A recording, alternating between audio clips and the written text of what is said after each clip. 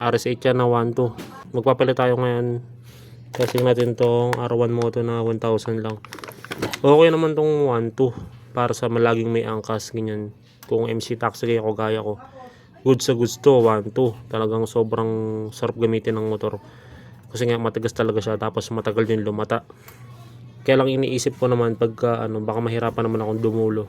Kung maglo long ride naman kami, baka mahirapan naman akong dumulo kasi nga medyo matigas nga siya. Ngayon testing natin tong 1.2 kung okay din po pang daily at saka pang long ride, tsaka kung hindi rin siya lumalata. So dito natin malalaman kung totoo yung sinasabi nila na hindi daw talaga ito lumalata, tsaka goods pang daily tsaka pang long ride. Tayo yung mag-a-honest review ngayon dito.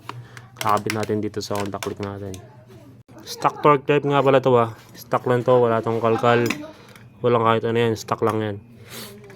So yung pulley natin, ito yung gawa ni Tatarino. Yung kita nyo may siya, meron siyang washer na built-in washer yan, may built-in washer na siya. So, ito yung pulley to ni Tatarino. Yan, nakakalkal yan bola na ginamit ko rito, JBT na to yung bola ko.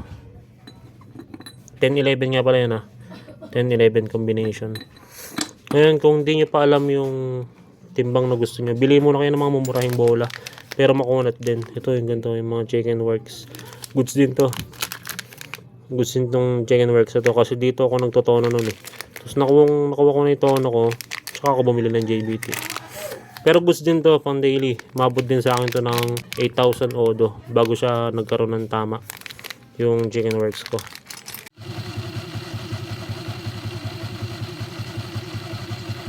So yan na siya guys, nakapit na natin. Ito pa rin yung gamit natin na bell, yung HBK na bell. So ito may groove na to, linear groove to. So wala akong problema dito sa bell na to. Kahit na nakalighten siya, goods sa goods, hindi siya nabibengkong kahit sobrang init. Kahit na sobrang init ng traffic sa Metro Manila, walang problema. Ito yung gamit nyo talaga na bell. Tapos yun yung sampa ng belt. Yan, dun sa setup natin, ganda ng sampa ng belt. Yan, ganda ng tension. Yan na yung tension nya. Yan, maganda yung tension. So sa kalsada lang natin ito testingin. Babalitaan ko kayo kung okay ba yung center spring ng R1. Siguro mga 2,000 odo. Babalitaan ko kayo, bubuksan ko ulit to.